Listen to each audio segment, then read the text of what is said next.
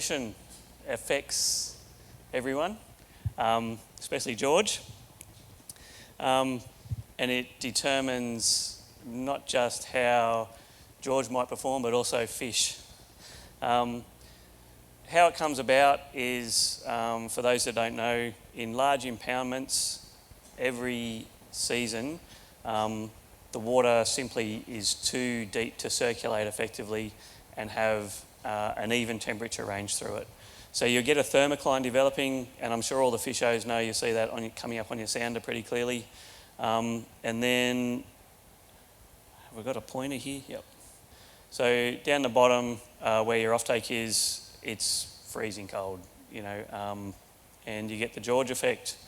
Up the top, lovely warm water, but it does have issues. You get quite high algal loads and algal blooms simply because that water doesn't circulate. You get quite a large buildup of cyanobacteria or blue-green algae. And this is pretty clear in some of these temperature profiles. These are both from Burrendong Dam, and you can see this upper level here is from the water temperature at the surface, and this is down the bottom of the dam. Huge difference in water temperature. Removes the cues for native fish to do what they need to do to a large degree. How the dam is managed also has a huge impact on native fish. Again, from Burrendong Dam, these water temperatures here are up getting over 22 degrees through mid-spring into early summer, and these are releases from the top of the dam through the spillway on a full impoundment. When some water quality issues were highlighted by a couple of local councils, without consultation, the change was made to close the spill off and release through the bottom. So you can see in a very short period of time, right in critical point of cod breeding season, that water temperature just crashes. So there was no sign of a fish kill, but the larvae too small to sample with that sort of thing. So yeah, there would have been some significant losses there. Another way of looking at it, again, for Burrendong is, this is your linear distance downstream from Oberon Dam, right up in the top of the central tablelands. And we have, moving downstream to Burrendong, you can see the water temperature climbing nicely at the bottom of the dam, huge big drop.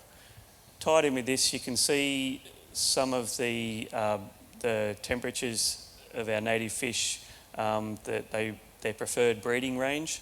You can see Moree cod a little bit cooler, and what it can do is completely remove the capacity of these fish to breed at all. This is the reason why you see below so many impoundments. With thermal pollution, the freshwater catfish numbers are so low. They happen to also have one of the highest temperatures at which they're cued to spawn at.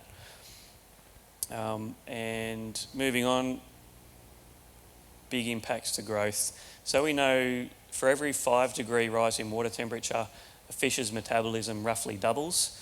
So a 10-degree rise in water temperature will see quadrupling of their metabolism, and you can see this in how they grow. Silver perch still looks like barely bigger than a larvae and the same shape, whereas the development of these fish at a more normal temperature range significantly better as they mature into juveniles and subadults. And it's the same across all species and the whole ecosystem. So everything from your zooplanktons, shrimp, the whole lot, it all slows down with colder water. And yeah, again, as it shows at Burrendong here, the effects of these water temperatures significant to native fish. But there is a way to address some of this. I'll move over the stratification. I've touched on this mostly with the cyanobacteria. We can address this by using multi-level offtakes. So these are installed at some dams, but not all dams in New South Wales. They provide some capacity for our dam operators to manage cold water pollution for us, but they're not an ideal solution. The main reasons being that not all dams have it, and they do have a very high capital cost for retrofits. They don't cost a lot to operate once they're installed, but they are labour intensive. And having stood in one of these pipes at Wangler Dam and looking 60 metres down, it's a little bit disconcerting. Although guys probably get used to it, but there's no way. And as soon as the water gets too warm and you get that cyanobacteria developing, the immediate action is to open up the multi-level offtakes down lower, below the thermocline where the water's cold again. So you get that dam effect that we saw here with Burrendong. It's going to be the same issue. Another way of addressing this is by using draft mixers. This is actually implemented, this sort of setup, at Ben Chifley Dam near Bathurst in the Central Tablelands. That's not an incredibly deep dam, it's about 20 metres deep, but it does work. And Bathurst Regional Council actually implemented this not for thermal pollution, but to address water quality issues associated with cyanobacteria for their water quality treatment and their water treatment plant. Localised destratification, you need a number of these units to work effectively. In Ben Chifley, I think there's 3 of these units, all close to the outlet. Places like our bigger impoundments, much deeper, much bigger main basins. I'm not sure on the numbers, but you'd need a lot more for it to be effective.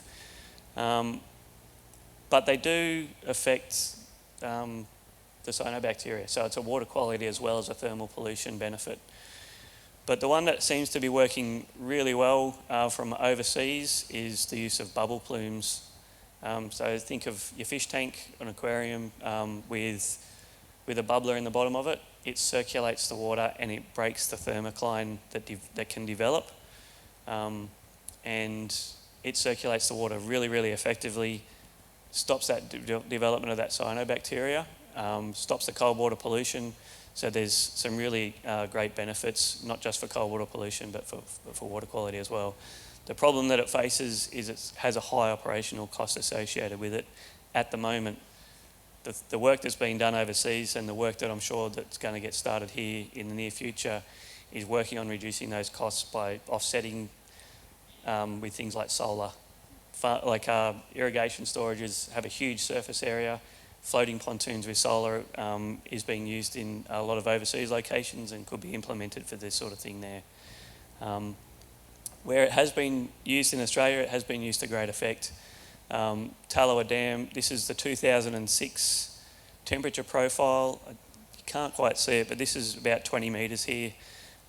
Before and after the use, like 6 years of monitoring with and without a bubble plume. And the yellow line obviously shows the temperature gradient being much warmer right through the temperature profile. Same in the Cotter Dam in the Murrumbidgee. It's a bit complicated, this one, I nearly removed it, but you can see multiple years of surface water temperature going down, getting colder and colder the deeper you go.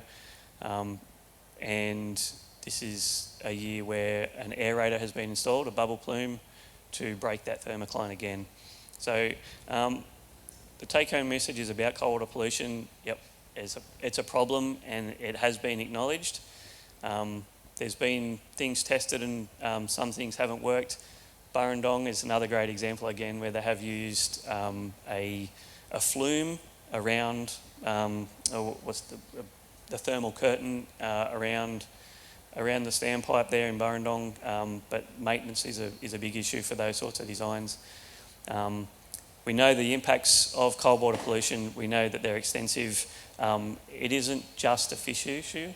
We know that it's a social issue as well. I talked about Bingra with Craig earlier this afternoon. Places like Bingra, Dubbo, Wellington, Cowra, Albury, many places, many towns, many people who can't swim in summer in the river because of the cold water.